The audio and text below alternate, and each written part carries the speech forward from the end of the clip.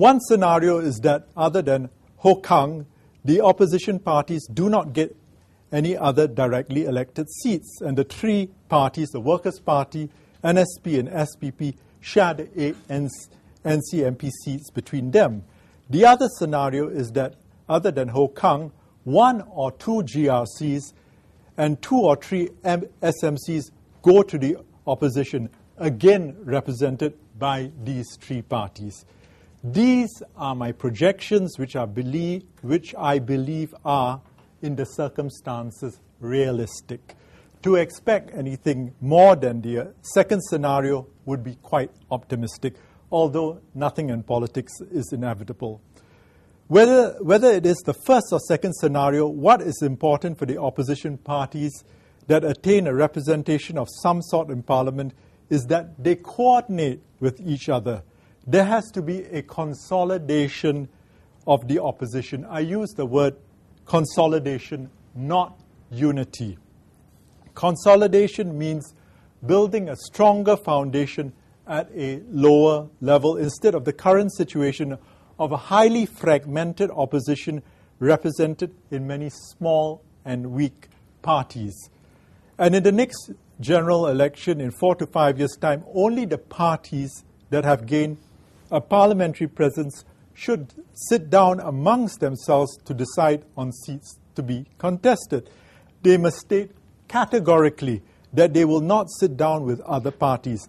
If they do not make this declaration, then I can assure you that what you will get is a further fragmentation or splintering of the opposition.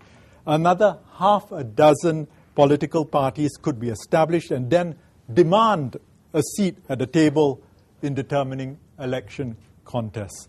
There should not be any sitting down or coordination with those who have no parliamentary presence.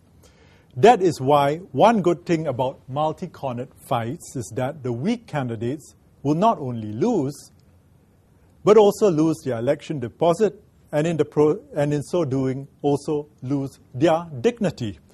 If, for example, the Workers' Party is the main winner amongst the opposition parties in this election, then it could probably field candidates for over half the parliamentary seats in the next election.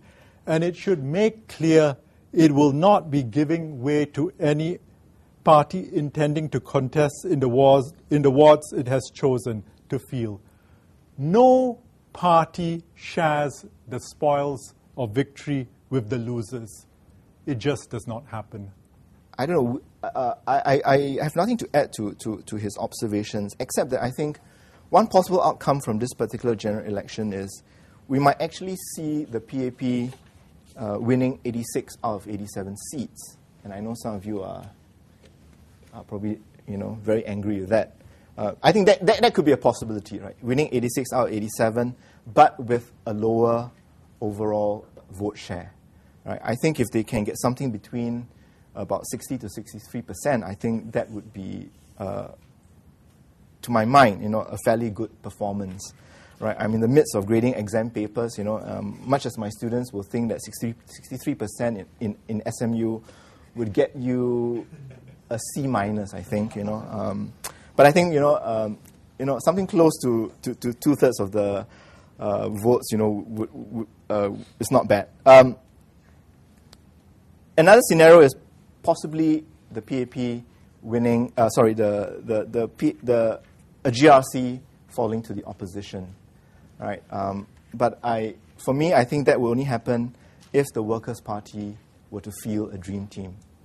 There is an old saying in warfare that amateurs deal with strategy, professionals with logistics.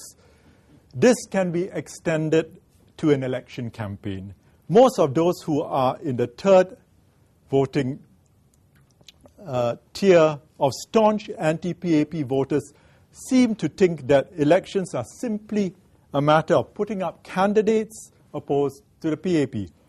Let me just go through a few of the logistical issues involved.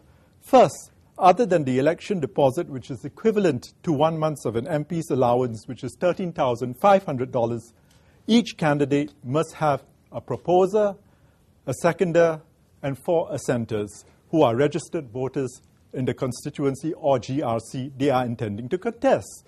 For a 5-member GRC, that means 30 people plus the 5-member team, all of whom must turn up at the nomination center to file nomination papers in person. There have been occasions when an entire GRC team has either been disqualified or could not file their papers simply because one person of the 30 failed to turn up. Nomination day is a working day, and so the people supporting a candidacy must take time off work.